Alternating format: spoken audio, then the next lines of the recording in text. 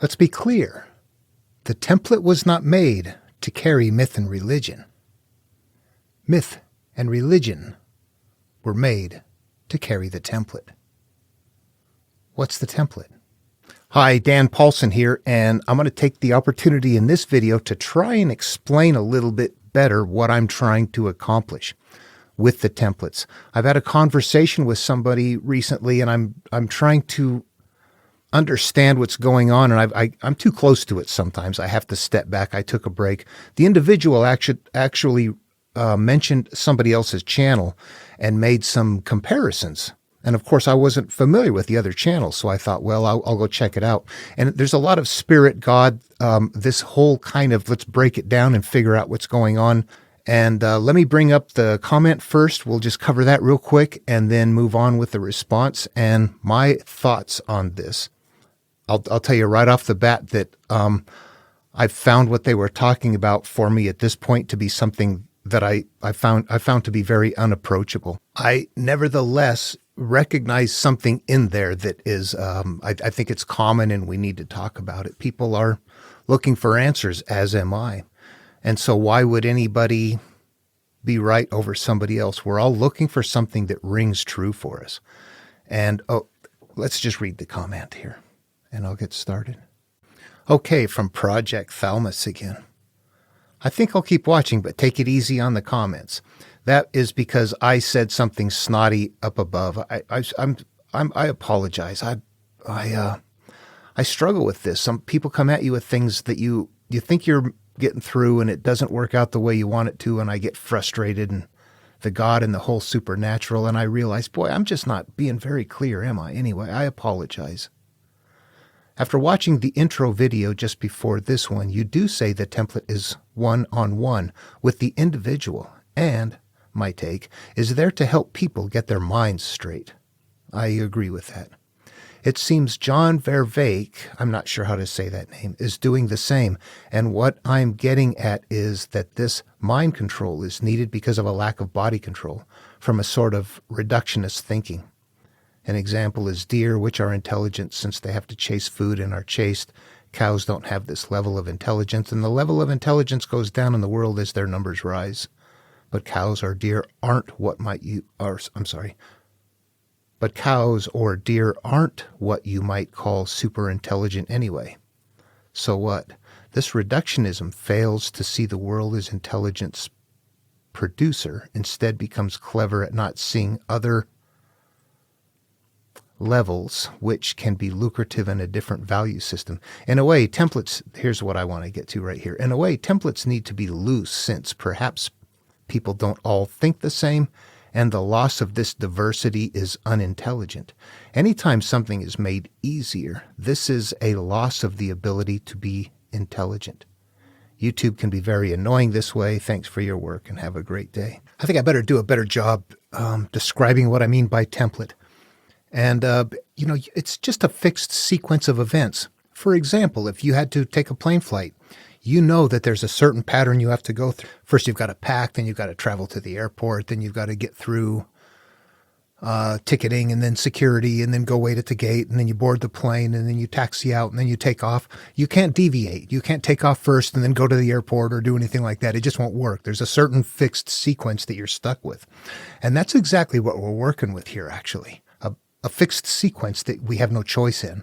That's what the template is. However, the template is very specific. It's not about flying at the airport. It's about the human life, how you come about from the cosmos. We are born, we emerge, we have certain qualities. We have life experiences. We become products of those life experiences. We begin to name, judge, experience. That might be a good thing. It might be a bad thing. Some people have wonderful lives. Some people have horrible lives. So if the shoe fits, wear it. If not, it may not be understood. The next thing that happens is that, life goes on. It gets left unchecked. We have, we get jobs. We go into life. That just continues on. And if left unchecked, we become wrecks, mental wrecks. There are people that live that way constantly. They're going to die that way. That's what happens at the sequence. Let's not call it a template. At the sequence where it is time to destroy the world. The world is me. It all plays out in the psyche. It is my world. I must destroy what I have become. All of these are qualities that are meant to play out as how my life came about, is the template. You take away all of the religions and all of the myth, and you start with one template. You're born, you have certain qualities, you divide, we become products of our life experiences. That can go very bad.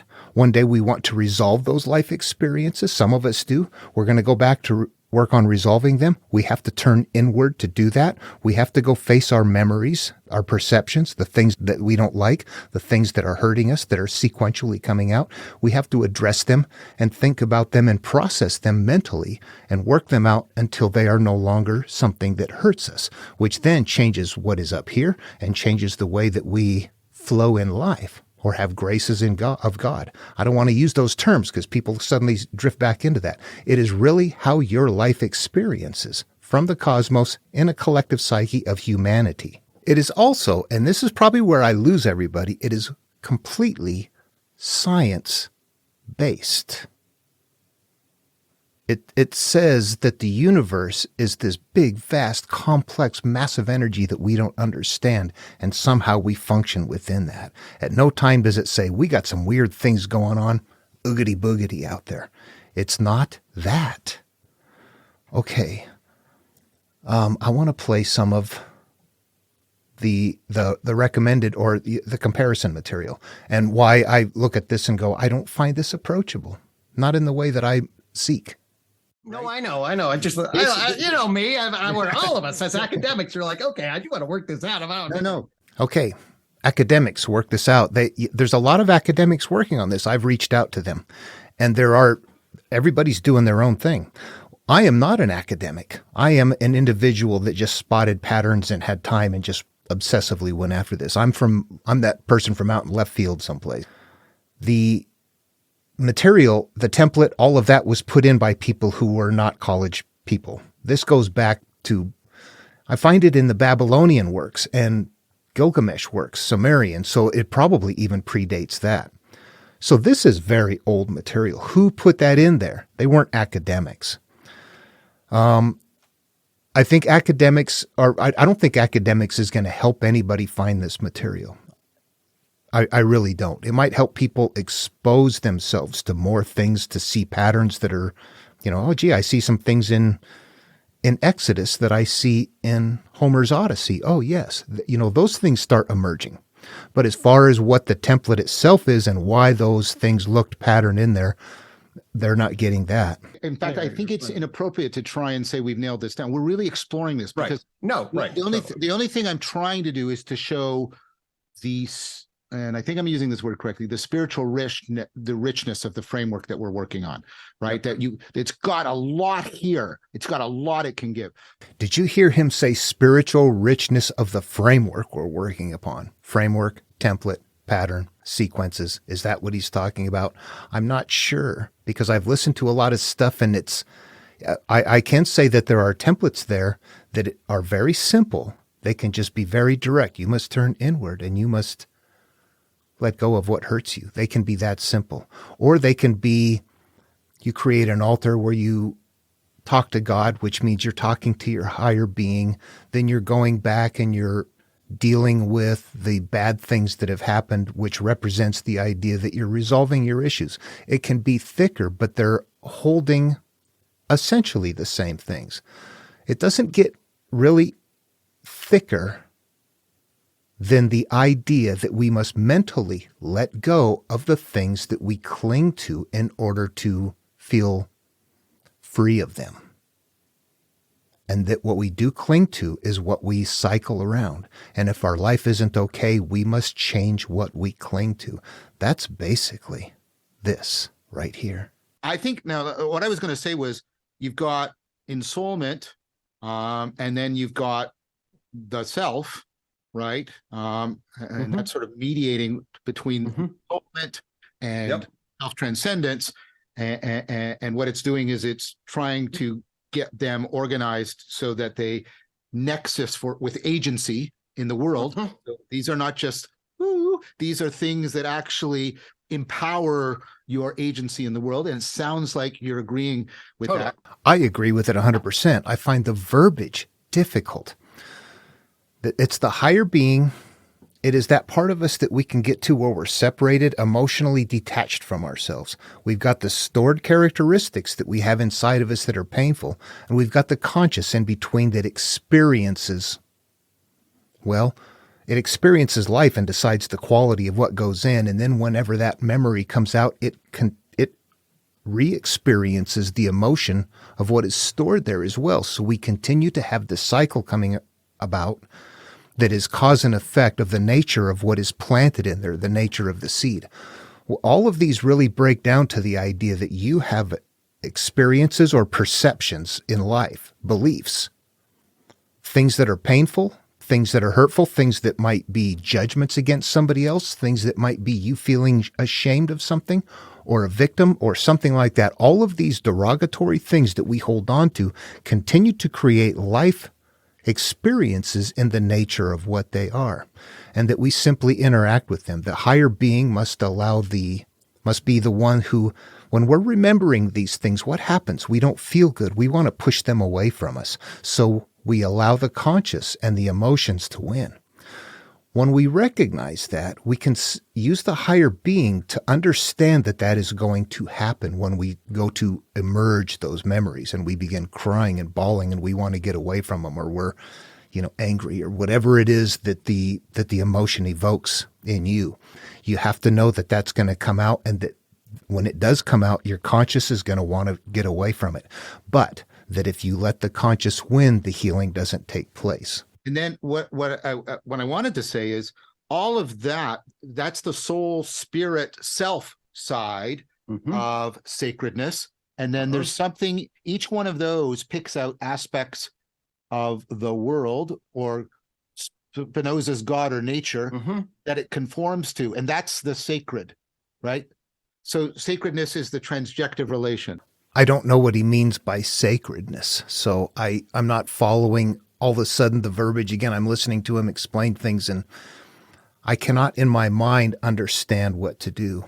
I know if I extract the most core teaching in the material, what it comes down to is this idea that what I feel about this situation or this person, this guilt, this something, this whatever, when you look at it and you look at it close, see how it feels worse and worse? That's the issue.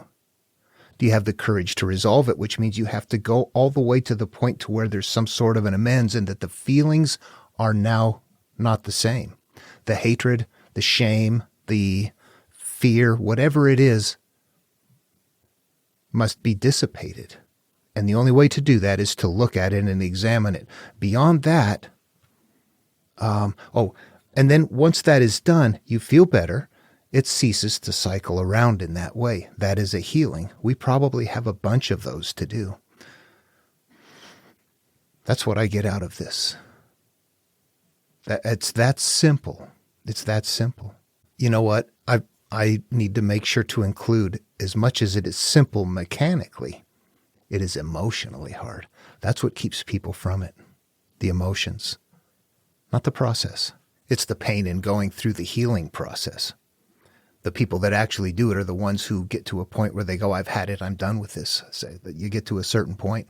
Moves him in a religio way. Yeah, very much. It binds him, it gets him, this is, oh my God, what else could matter more, Jack? Yes, yeah. Right? Yeah, Well, yeah. what else would have more meaning? And there you go. That guy's completely, obviously, atheistic naturalist. But you can see his soul spirit longing. Yeah, yeah. Right? They just described spotting the called person, the ones who evolved on the outskirts of the group. Somehow, some way, there's somebody that goes, I don't care about anything else. I'm going after it. And that soul sort of thing, you spot that in that person. I see that, and I know what he's talking about. You know what it looks like to me, and this is weird because I'm not an academic and I'm watching academics, but it looks to me like they are independently coming up with what is there. They're seeing it not through the material, but through life experiential means. I think I've made a good enough case then that we can really deeply bring in soul language, self language, and spirit language, and we can do it in a deeply transjective way.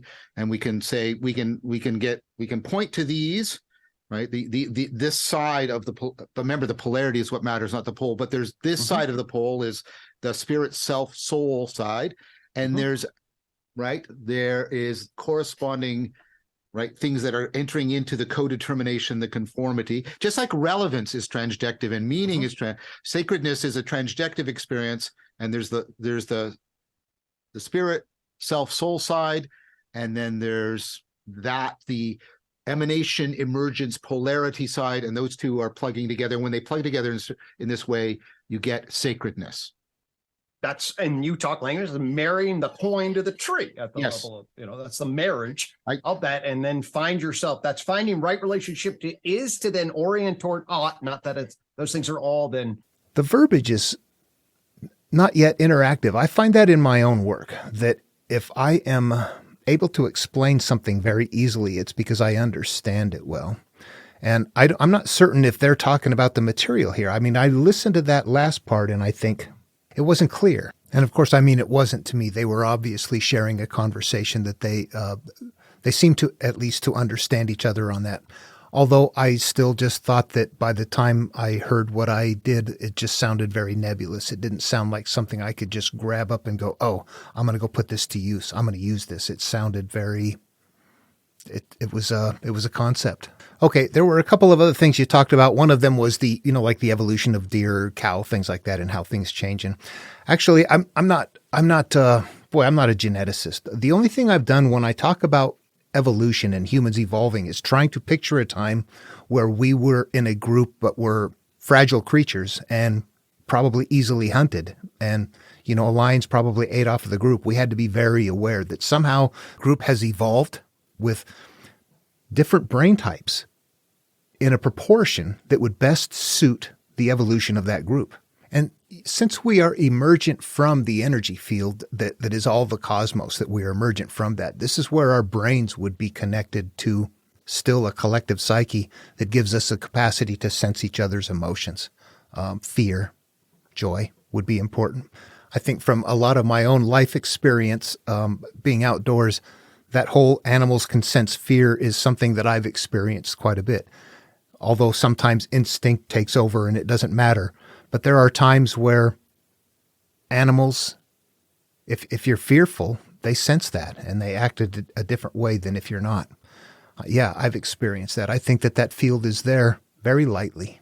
And this next part isn't fun for people if you think about it, that this is where all of the supernatural things come from, where people think, oh my gosh, they're supernatural. I sense there's something out there that we are sharing in a collective psyche. But since it comes into our consciousness through other than our five senses, it just seems like magic to us, but it's natural. Anyway, when I'm talking about evolution, that's the kind of stuff I'm trying to understand. What is going on, what the field is, and it looks like, all animals actually function within that field, not just humans. I look at the human creature and I'm simply trying to understand why it is. You can't just teach this to people and they go, oh, I see that. It doesn't work. So, what I see is the vast majority of humans prefer something supernatural than having the opportunity to look at something that is real but doesn't provide something beyond reality. People like things beyond reality, so this becomes, pretty drab. Well, we just live and we die, that's it. I don't know. The template says something different, that we emerge from and that we're part of. We literally are the universe becoming aware of itself through experiences. That doesn't mean that it's storing it, though. I don't know that it's a brain or anything like that. So at the end of the day, you go, we're here to try and figure it out. Shouldn't we do that?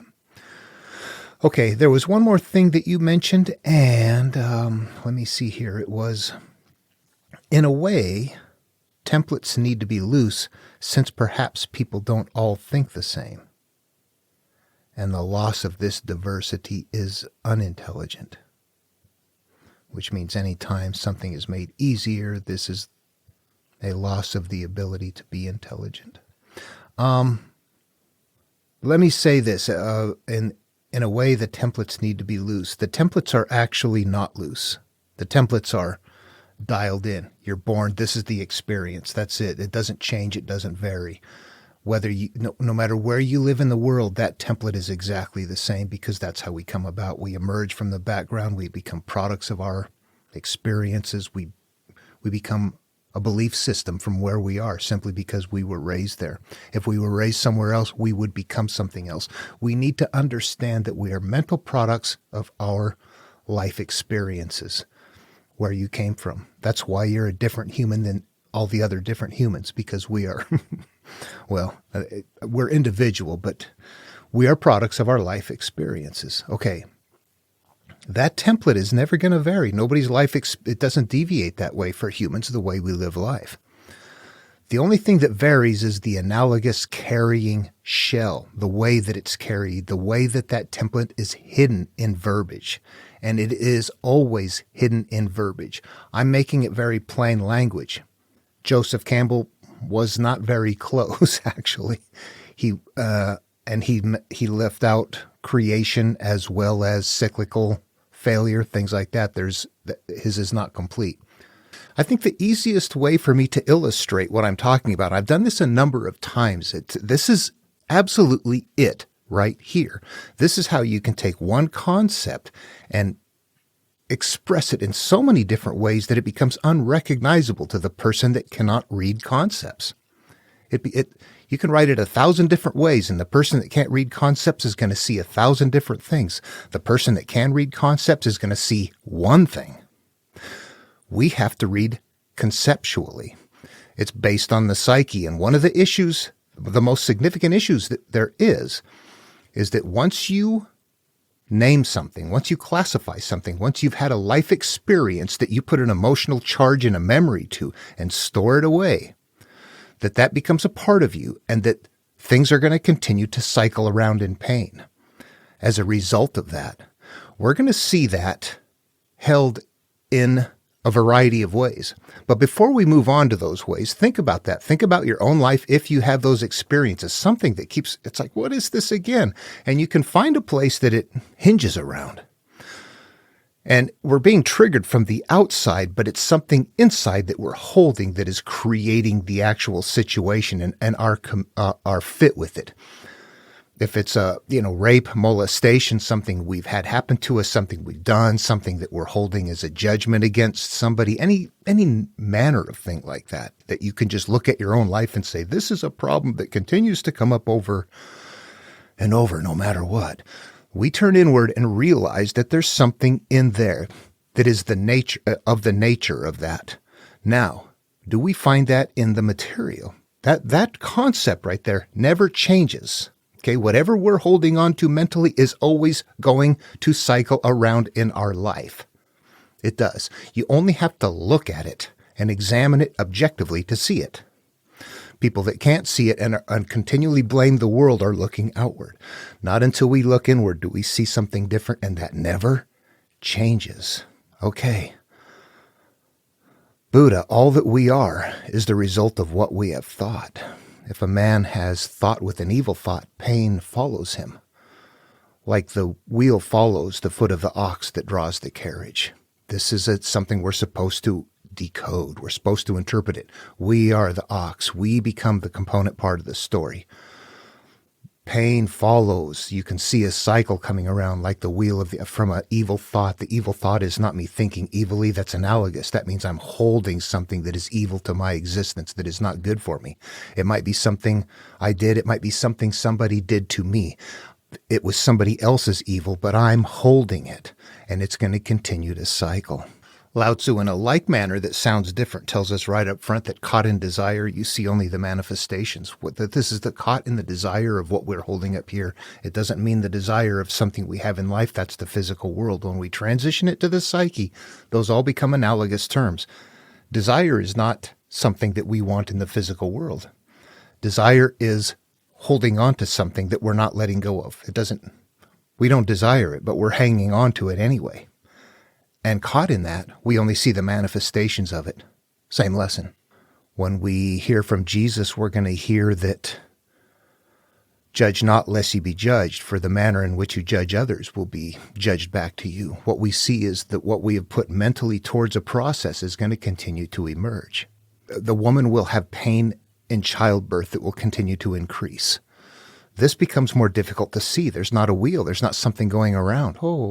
Yeah, there's something else happening. We have to understand it conceptually.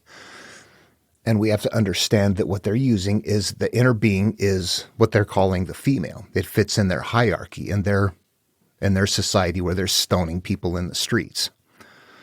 So the mental hierarchy is something they're using because it works in their population. But ultimately, it's going to be the conscious and the subconscious, and that what acts out of us is going to be painful continuously.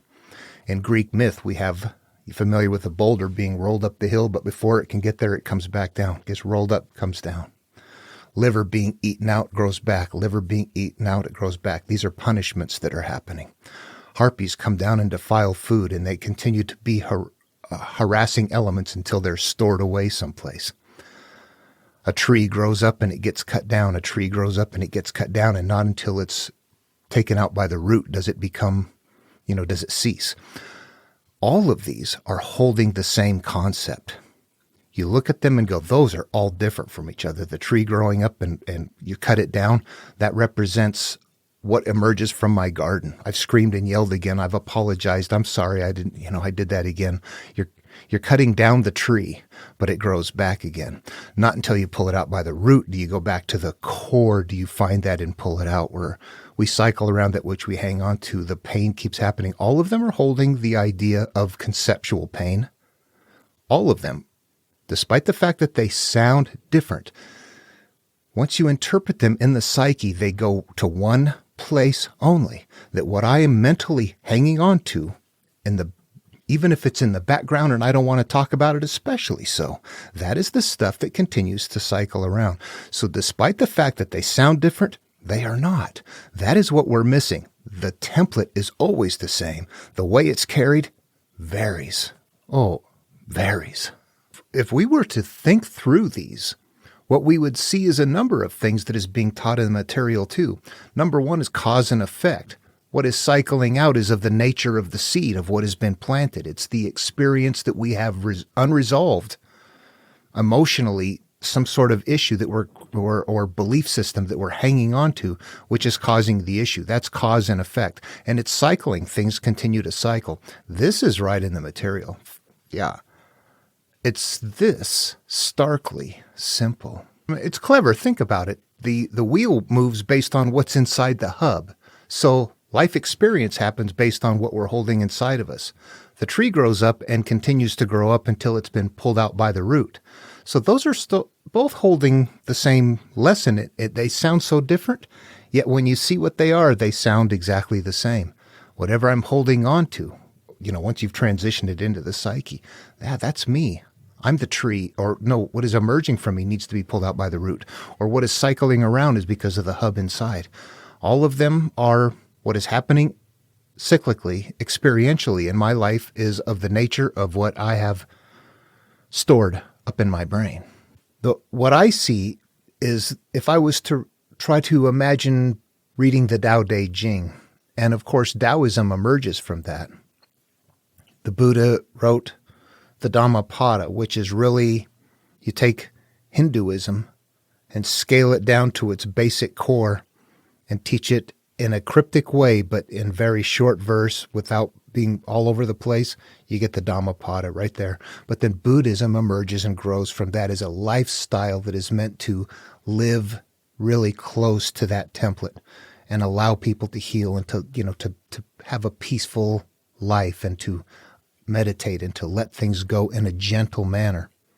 If you can imagine the verses in the Tao Te Ching and being from China, being a peasant 2,500 years ago, and you're looking for answers, and you find the master on the hill, and they begins right off. That's what the Tao Te Ching is. Yeah, it's your master.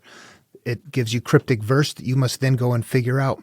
But what do? You're a farmer. You've got land to till. You're going to be out there alone. You're going to be meditating. You're going to have a quiet, peaceful life. You don't need to become a Taoist. The Taoist lifestyle is meant for the people who then get in the cities and the crowds, and they don't have that kind of time anymore. Oftentimes, given the lifestyle and the requirements, there's grabbing on now to clothes and goods and different things like that, that now possessions become important. Life completely becomes different once that happens and you leave the simple life. That now they must escape the crowd and go take time to escape, to let things go. So we see that the material can be there to be examined at your discretion, at your pace. And actually what I mean by that is you can turn the material inward, interact with it, and very aggressively go after your memories, just knowing that is what you have to do. Some people cannot do that. It's too painful. But they could live a lifestyle that is meant to meditate, to ease, to look at things in a different way, to gradually grow away from the pain that they're feeling in a, it's going to be slower, but it'll be more gentle. So yeah, the choice is yours, but all the options are there. Jesus verses with the Sermon on the Mount, Sermon on the Plain, Gospel of Thomas, same thing. Those can be standalone chunks of work right there that are a short, cryptic verse that when you interpret them will lead you to how to let go of things. Those, the Tao Te Ching, the Dhammapada, and the Jesus verse, those three right there, I find is very incredibly good standalone teaching documents that will bring you to enlightenment, that have that cryptic process that we just looked at. All of them are teaching the same thing. As the stories get bigger, as Buddhism emerges or Taoism emerges, you're creating lifestyles. As Judaism or Christianity emerges, you're creating religions, lifestyles, hope, control. There's a whole bundle of things that just happened because this went to the human psyche very specifically and plays on fear. However, again, I see that the carrying case in a lot of cases is supernatural. Myth is not, of course. We know that that's those are just made up creatures meant to carry an adventure. However, the supernatural carrying case does something else. The average human, when you look at it, most people are going to like the supernatural elements of those stories or dismiss it out of hand. But the science core, the real true teaching template core, the psychological, the human life cycle that this is nested upon, is what I should call it, is something that not very many people go after. But when you turn it in, that's exactly what you find. And when Jesus says, when he ceases to become a divider, you have to decode the material. It's again, that those stories are written to nest something. They're not historical. They're meant to nest something. Jesus ceasing to be a divider, what happens? He's obviously not a Christian or a Jew at this point. He's finding that he's on the template. You see, it seems like I wander all over with this. It seems to make sense to me, but I think this is where I lose people as well. My wife says, you bring in too many things. It's how I find what is there, though. So the question then is, the template remains the same. It is the carrying cases that continue to change. What do we have in Judaism? Judaism, what happens? What is happening at this time? Its population is booming. Lots of people are emerging. There's people vying for territory and viability over the enemy here or there and all that. And religions are all going to be built on that same template. They are. Somebody in the background knows what is really going on. If Hinduism, Judaism, Greek myth are all on that template, somebody knows more than we do, don't they? I would say so. We are not getting what they did. One template, creation all the way through, two, if you include the point where you're going to turn back. If you're the person that's on the journey, it's only one template from the start of your life to where it got bad to where you turned inward and started going on the path. You got one long template you're on.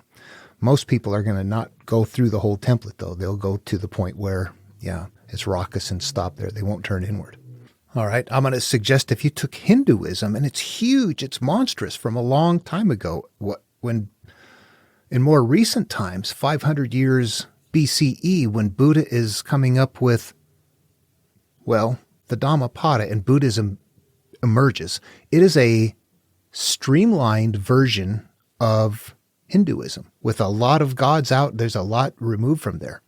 There's some basic elements still in place. Christianity is going to be the same way from Judaism. These are evolutionary steps of the religion themselves because the carriers cease to be viable as civilization changes. You're not going to take Jewish people and say, here, this is the Babylonian creation myth, the Enuma Elish. You will believe this. They would tell you that we don't like those people. They're our enemies. So you create a different religion with them as your enemies, as the one that now you're the chosen ones. That's the template. Who's on there? We're the chosen ones. I'm the one writing the story. We are the chosen ones. And who are we getting it from? They are the enemy. That's who we must defeat. Well, there's a lot to defeat here. Egyptians and what are they doing? They're writing the stories in their culture in their time. It's pretty obvious that is what is happening. The variable nature of the templates is because humans need to carry it and they don't get what's going on. They're carrying religions and belief systems that are supernatural, believing that is the truth, when in all reality, the template is what is the core. And the outside, whether you go to Judaism, Christianity, or Greek myth, when you see that each one of them holds the same template and the outer stories are what?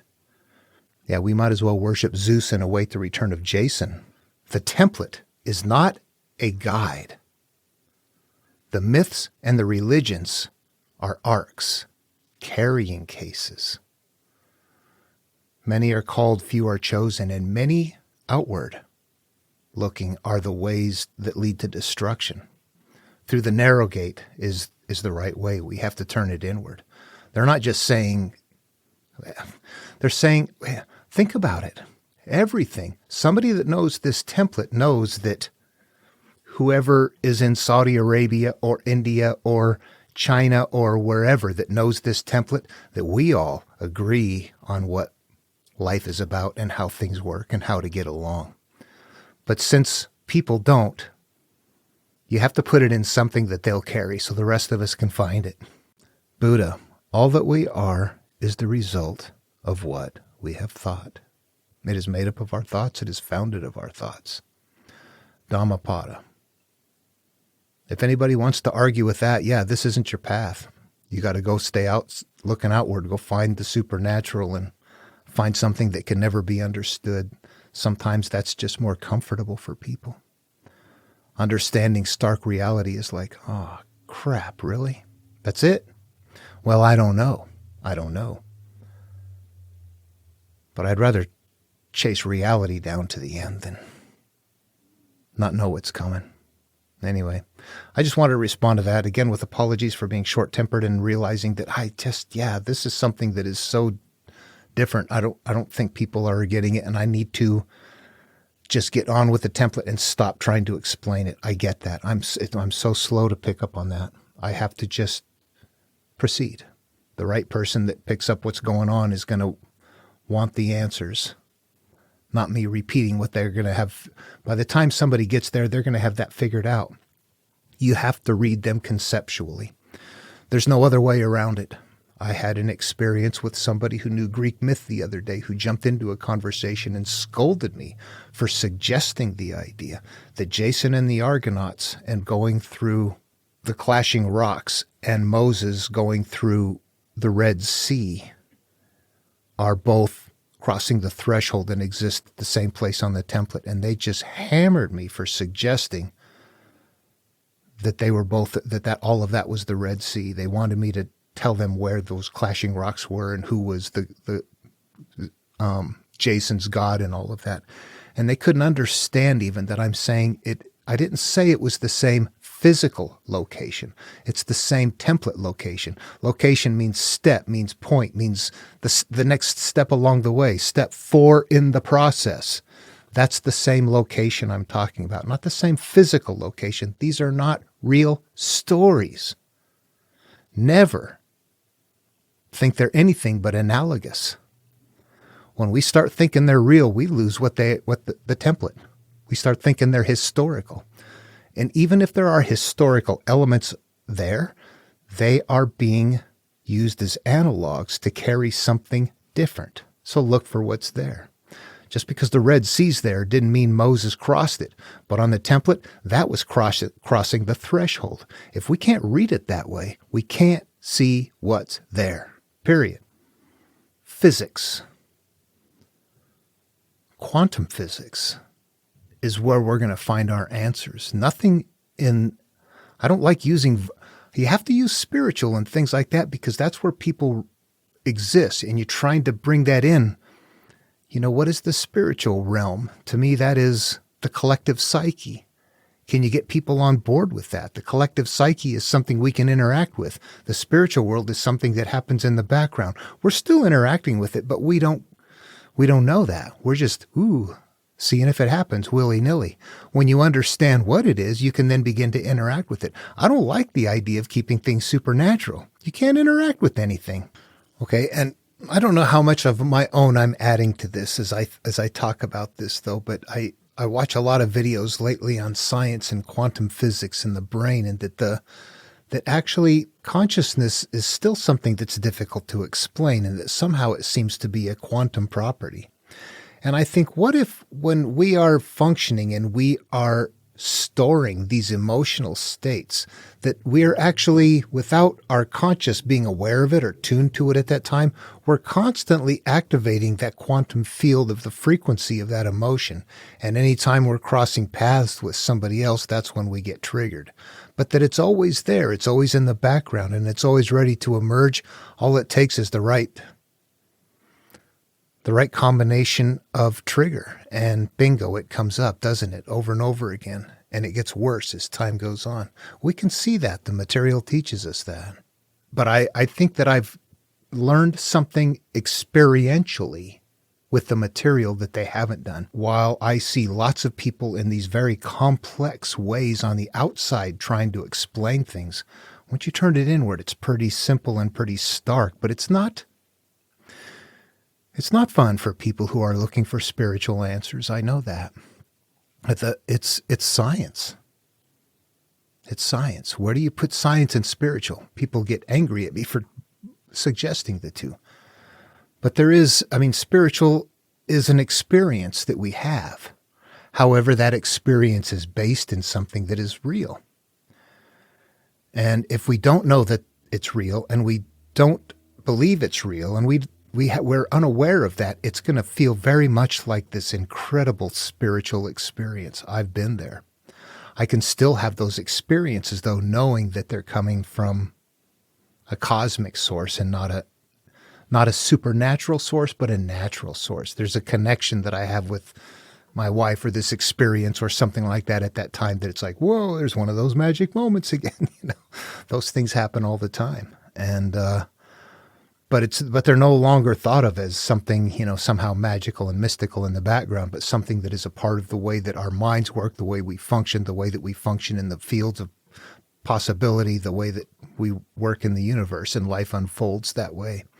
And that is something that came about by interacting with the material and not just studying it or listening to somebody else. It's really a personal thing, but it becomes interactive. I'll edit this in just for people that might not have seen previous videos of mine, but I came from an abusive home and had a bad life to begin with, and had a lot of cyclical issues that acted out. And I learned the material, and I learned how to go in and begin to interact with my memories. And I became a very active, I just became, once I realized that going after them and healing it was making me feel better, I began to aggressively go after all of the things that I could find. Sometimes I would have an issue come up and I would recognize, oh, I've got a real bad problem with this person. 3 or 4 times now. It's a pattern. It's a cycle. I like it. I would be excited about seeing problems emerge when I recognized that they were cyclical and that they were something that I could go after. Does that sound weird? Yeah, I interacted with it to that degree. So I learned it. In this moment right here, you can see why it's not an academic pursuit. Why it's not an academic pursuit. What does the Tao Te Ching say? Number 1, for the very first verse, the Tao that can be told is not the eternal Tao. I'm doing exactly that. I'm teaching academically what I have learned. But guess what? Can anybody see it? Not until you can read it conceptually and make it yours is it actually real. And that's exactly what is happening right here. Anyway, okay, I hope that explains where I'm coming from better. I think sometimes, yeah, the template thing, they're very fixed. Only the shells vary, and that's for various places in the population. Greeks didn't need control over their population. They were very much in control of their population. Jews, obviously, they needed Big Brother. They were not in control of their population. But it became something else, too. It became a justification for other things. Religions carrying the template are a different genre of storytelling. While Greek myth is adventure, religion is something different. It is not adventure. It is more, I hate to say it, but it's population control, but it's also, it gives people hope. It provides a number of different things. I have a favorite pastime of pretending that I'm back there in that time, a little kid watching and seeing and experiencing life and seeing what's going on. And I only hear stories. I walk around. This is what there is. This is Genesis, Exodus. The entire religion becomes a way of life for a people. This provides structure for your entire people that would not have one otherwise. Think of that today. No, we need structure.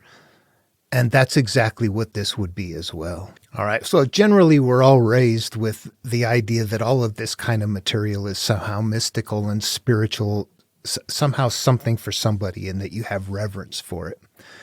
And I was that way for a long time. And one of the things that helped me crack through it was to look at it in a different way. And I did lose...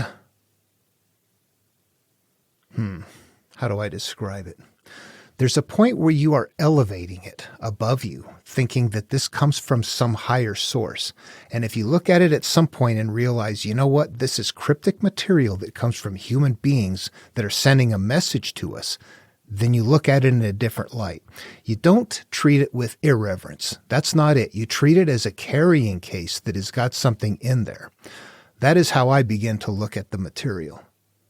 That is important. And when you're doing the interpretation, the more a person stays in the mystical side, the spiritual side, the side that's kind of this nebulous, we're not really sure what it is side of description, I pretty much shy away from that these days. I used to be there because I didn't understand. Now I realize there's those components in place and that we're operating in that field, and that I'm comfortable with that and interacting with that. So that's where I have evolved my own understanding to at this time.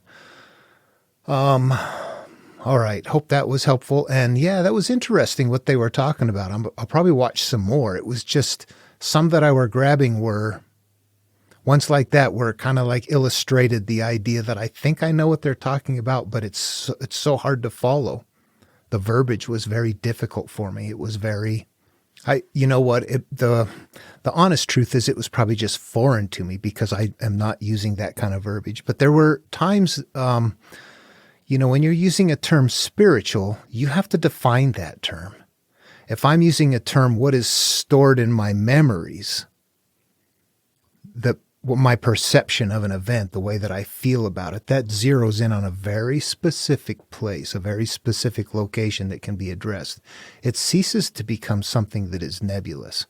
So I think that you can look at once and see certain verbiage that is incredibly descriptive and other verbiage that is still kind of out there someplace. We're not really sure what happens in this realm. In fact, you know what? I've got a great way of illustrating that right there. You could tell somebody you need to seek emptiness, and they would go, oh, okay, that's wonderful. But how do you do that? You could tell people that Jesus teaches the same thing by saying, blessed are the poor in spirit. And what does that mean? How do I get there? There's a point where you go, this is still a cryptic verse. It's still analogous. It doesn't describe anything. It's not interactive. So if you think it through and you understand where we come from and how life comes about, the spirit that they're using is not something that lives on beyond here, that somehow exists devoid of the body. Our awareness, our thoughts, our who and what we are inside of a meat suit. That is not what they're describing. How do you make that empty? How do you make a spirit empty? How's your life? How does it feel to say, seek emptiness? Seek poorness in spirit. You can't do anything with it. Not until you realize, okay, that these are thoughts, these are things that I'm holding on to. They're my perceptions, they're my hatreds, my judgments, my fears. All of those things are what is there. That is the ought against my brother. And if I want my life to be better, then I must go resolve all of that stuff first. When the material gets there, it's so personal. Yeah, so that's it. I think it's tough for people to just completely transition it, strip off the outer shell and go, yeah, there's some kind of an energy based. You emerge from the cosmos. You exist with cause and effect based on what you have classified through your life experiences, and it's going to continue to move in cycles. Hurt is going to continue to emerge. It's going to continue to grow, get worse. Life will go on. You will lose your good qualities. And right there, life is raucous. And that's the end of the life template for many people. Those who heal move on to the next part, which is where the calling happens. The person that is going to turn inward is the one that has become called, and the story plays out into the psyche. And they're always making them off of a template or parts of the template. It may not be a complete template, but it'll be sequences and parts of the template that repeat. Anyway, that'll emerge as I get into the Genesis interpretation. We'll see that come into play. If you can't already, I can see it in my mind. I just have to put it on paper somehow. Alrighty. Well, hope this was explanatory. Again, I apologize for being short. It's difficult for me to explain what I've got going on, and to have people be okay with it, to be honest. Who wants to use science and go explore religions? Yeah, that's not very fun, is it? You know what, though? If you've looked at enough of this stuff and you get on board with it, you realize that the templates are science-based and that they are nested in supernatural carriers for the population, which I find to be quite ironic. All right, well, hope the video I hope it explains better where I'm coming from. There's a way at some point where everything that's going on has a natural explanation. And of course, a lot of what I say can only be inferred or thought of as something that might fit with what we understand today. There's no claims being made, and there's no supernatural being claimed either. Only natural processes that we seem to somehow perhaps be a part of, and is why everybody experiences the same things worldwide, regardless of what their beliefs are at various times. That there is something natural going on right there, and we just don't quite understand it. We don't interact with it well because we've accumulated so much up here, and in clearing that out, that allows a different kind of emergence. Anyway, hope this was fun. See you in the next video.